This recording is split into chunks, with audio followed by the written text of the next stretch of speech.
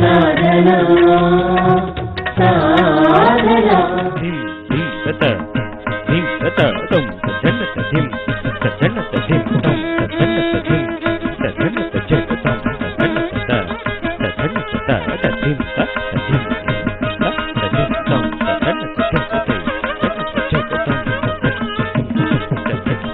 ధిం ధిం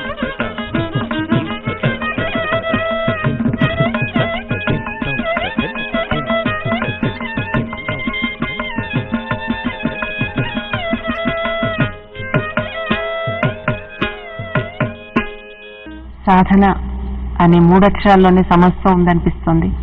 సాధన చేస్తే సమకూరనిదంటూ ఏదీ లేదు. అటువంటి సాధన కార్యక్రమానికి మీ అందరికీ కూడా నా హృదయపూర్వక స్వాగతం. పోయినసారి విప్రనారాయణ నృత్య నాటికలో ఒక భాగమైన కొలువైతో రంగసాయి కొంత భాగం నేర్చుకోవడం జరిగింది. మరి తర్వాత భాగం ఇప్పుడు నేర్చుకుందామా. మొదటి చరణం. సిరిమదిలో పూచి తరచి రాగము రేపి.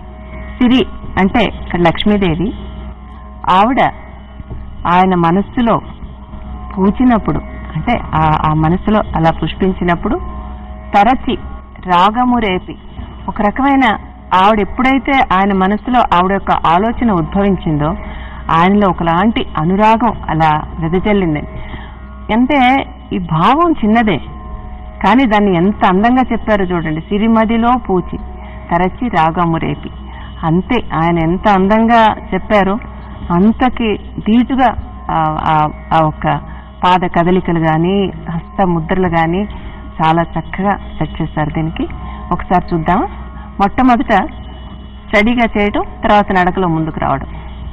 1 2 సిరిమదిలో పూచి తరచి రాగము రేపి.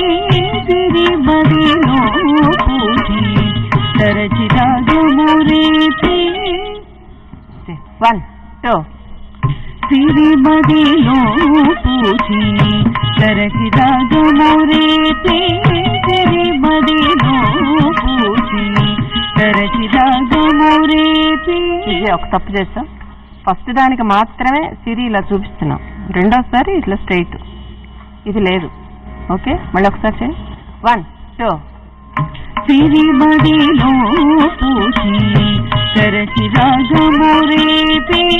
సిరిమదిలో పూచి తరచి రాగము రేపి. కరెక్ట్ గానే చేశారు కానీ